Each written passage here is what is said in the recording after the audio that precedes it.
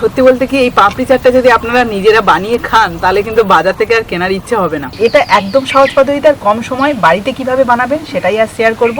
আর এই পাপড়ি চাটটা যদি একবার বানিয়ে রাখেন না, বেশ অনেক দিন ধরে কিন্তু আপনারা সংরক্ষণ করেও রাখতে পারবেন, আর যখন মন চাইবে তখন কিন্তু বানিয়ে খেতে পারবেন। নমস্কার বন্ধুরা, আমি সাবিত্রী। বন্ধুরা, আজকে কিন্তু আমার রান্নাঘরে দারুণ একটা মজাদার রেসিপি নিয়ে চলে এসেছি, যেটার নাম শুনলেই কিন্তু আপনাদের প্রত্যেকের জিভে জল আসবে।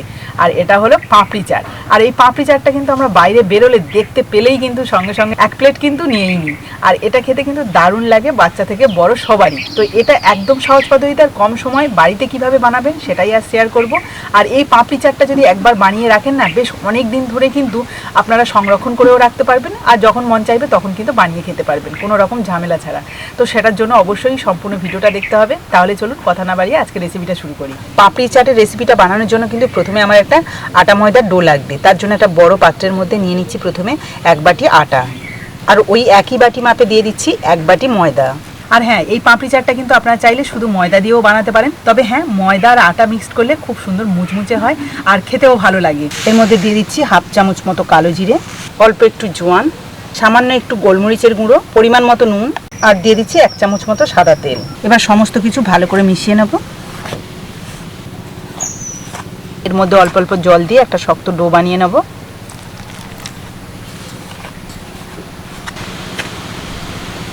দেখুন, আটার ময়দাটাকে খুব সুন্দরভাবে মাখানো হয়ে গেছে। এবার এটাকে 5 মিনিটের জন্য রেস্টে রাখবো ঢাকা দিয়ে। ওটা যতক্ষণ রেস্টে থাকছে ততক্ষণ আপনাদের একটু দেখিয়ে দিই এই পাপড়ি চাটের জন্য যে সমস্ত উপকরণ লাগবে সেগুলো আমি সুন্দর করে গুছিয়ে নিয়ে চলে এসেছি। প্রথমে দেখাই পাপড়ি চাটের জন্য মশলা। আর এখানে কিন্তু ভাজা মশলাটা আমি আগে থেকে রেডি করে নিয়েছি, আপনাদের আর দেখালাম না, তবে বলে দিচ্ছি আমি এখানে কি কি নিয়েছি। শুকনো লঙ্কা, গোটা জিরে, মৌরি, ধনে, এগুলো সম পরিমাণে নিয়ে শুকনো কড়াইতে ভেজে গুঁড়ো করে রেখেছি। আর এটা কিন্তু একদম মিহি গুঁড়ো নয়, একটু আধা গুঁড়ো করে রেখেছি, এতে করে কিন্তু খুব ভালো লাগে খেতে। আর হ্যাঁ, এটা কিন্তু গুঁড়ো করে একটা এয়ারটাইট কন্টেনারেই রেখেছি যাতে গন্ধটা না বেরিয়ে যায়। এবার এখানে দেখুন, আমি অল্প একটু মটর আর আলু আগে থেকে সিদ্ধ করে আলুগুলোকে কিন্তু ছোট ছোট টুকরো করে নিয়েছি, যেমন ভাবে পাপড়ি চাটে আলু দেওয়া হয় ঠিক তেমন ভাবে। আর হ্যাঁ, এই মটর আর আলু সিদ্ধর সময় কিন্তু আমি নুন দিয়েই সিদ্ধ করেছি। এবার দেখাই আপনাদের তেঁতুলের চাটনি। এটা কিন্তু আমি ঘরেই বানিয়েছি, আর দেখুন কত সুন্দর দেখতে হয়েছে। আর পাপড়ি চাট মানে কিন্তু এই তেঁতুলের চাটনিটা মাস্ট লাগে। এবার দেখুন, এখানে নিয়ে নিয়েছি অল্প একটু কাঁচা লঙ্কা কুচি, পেঁয়াজ কুচি, টমেটো কুচি আর ধনেপাতা কুচি। এবার দেখুন, এখানে আমি কিন্তু 100 গ্রাম মতো টক দই নিয়ে নিয়েছি।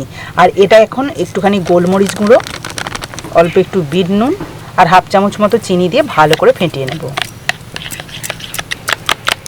আর সবশেষে এখানে নিয়ে নিয়েছি সরু ঝুড়ি।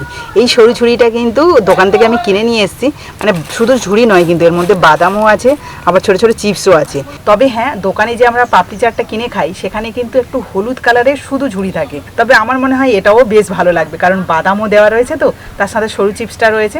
তো যাই হোক, হাতের কাছে যা পেয়েছি সমস্ত কিছু কিন্তু আমি রেডি করে নিয়ে চলে এসেছি। এবার চলুন, ওদিকে কিন্তু প্রায় 5 মিনিট হয়ে গেছে, আমি এবার ওই আটা ময়দার ডোটা নিয়ে পাপড়িগুলো বানিয়ে নিই। দেখুন, আগে থেকে একটু নরম হয়েছে, তাতে করে আমার কোনো অসুবিধা নেই। এটাকে আর একটুখানি হাত দিয়ে মেখে নিচ্ছি। এখানে কিন্তু মোট 3টে লেচি কেটে নিলাম, হাত দিয়ে একটু গোল করে নিলাম একটা, আর বাকিগুলো কিন্তু ঢাকা দিয়ে রাখবো। অল্প একটু শুকনো আটা ছড়িয়ে দিলাম। এবার একদম পাতলা করে বেলে নেব। দেখুন, পুরো চাটুটার মাপেই কিন্তু রুটিটা বেলে নিয়েছি। এবার একটা কাঁটা চামচ নিলাম, এই কাঁটা চামচের সাহায্যে এরকমভাবে ছিদ্র করে নেব, না হলে কিন্তু পাপড়িগুলো লুচির মতো ফুলে যাবে। পুরোটাই কিন্তু কাঁটা চামচ দিয়ে ছিদ্র করে নিয়েছি। এবার দেখুন, একটা কাটার নিয়েছি, মানে কুকি কাটার, এটা দিয়েই কিন্তু আমি শেপটা দিয়ে নেব, তাহলে একসাথে কিন্তু অনেকগুলো পাপড়ি শেপ হয়ে যাবে। দেখুন, একবারেই কিন্তু কতগুলো পাপড়ি শেপ দিয়ে নিলাম। দেখুন, 3টে লেচি কেটেছিলাম, তার থেকে 2টো লেচিতে কিন্তু অনেকগুলো পাপড়ি শেপ হয়ে গেছে। এবার এগুলোকে আমি তেলে ভাজতে শুরু করব। চলুন, তেলটা গরম করি। আর এগুলো ভাজার জন্য হাই ফ্লেমে তেলটাকে গরম করার কোনো প্রয়োজন নেই, মিডিয়াম তেলেই এই পাপড়িগুলো ভাজতে হবে। আর একসাথে কিন্তু এই যে জড়িয়ে রয়েছে, এইভাবেই ছেড়ে দেবো। এই দেখুন কিভাবে রয়েছে, তেলে পড়তেই কিন্তু প্রত্যেকটা পাপড়ি আলাদা হয়ে গেছে। এগুলো কিন্তু খুব কম সময়ের মধ্যে ভাজা হয়ে যায়। পাপড়িগুলো দেখুন খুব সুন্দর কালার চলে এসেছে, একদম দোকানে যেমন পাপড়ি পাওয়া যায় ঠিক তেমনই। এবার এগুলোকে আমি তুলে নেব।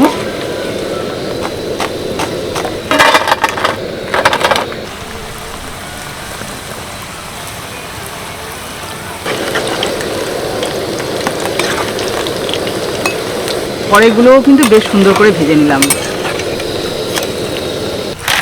আমার হাতের কাছে এখানে কিন্তু বেশ অনেকগুলো পাপড়ি হয়েছে, তো এর থেকে আমি কয়েকটা এই জারের মধ্যে ভরে রাখবো,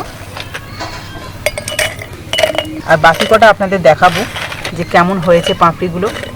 তবে আপনাদের একটা ভেঙে দেখাই, এই দেখুন পুরো গুঁড়ো হয়ে যাচ্ছে। এই দেখুন কিছুটা জারে রেখে দিলাম, আর কিছুটা কিন্তু আমি এখানে নিয়ে নিয়েছি, আর এগুলো নিয়ে কিন্তু আপনাদের পাপড়ি চাটটা বানিয়ে দেখাবো। এবার পাপড়ি চাটটা বানানোর জন্য একটা প্লেটের মধ্যে পাপড়িগুলো প্রথমে সুন্দর করে সাজিয়ে নেব।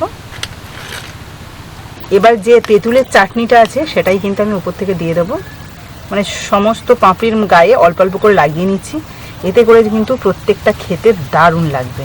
এবার সিদ্ধ করে রাখা আলু দিয়ে দিচ্ছি, এবার দিয়ে দিচ্ছি টমেটো কুচি, সিদ্ধ করে রাখা মটর, কাঁচা লঙ্কা কুচি, ধনেপাতা কুচি।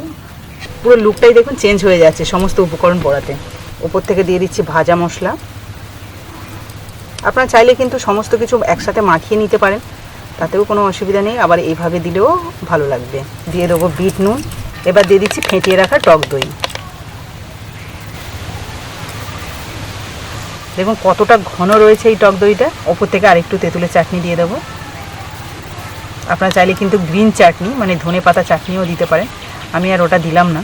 এমনিতেই এটা খেতে দারুণ লাগবে, যে সমস্ত উপকরণগুলো পড়ছে না, মানে জিভে জল আনার মতোই রেসিপি এটা। এবারে ঝুড়ি ভাজাটা ওপর থেকে ছড়িয়ে দিচ্ছি। এই দেখুন সত্যি জিভে জল আনার মতো এই রেসিপিটা। এই বর্ষার সিজনে একবার হলেও বাড়িতে কিন্তু বানিয়ে খাবেন।